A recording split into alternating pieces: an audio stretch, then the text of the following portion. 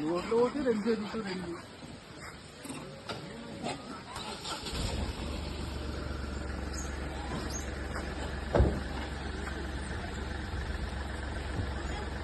ఇది వస్తుంది బాబాయ్ కారు డ్యామేజ్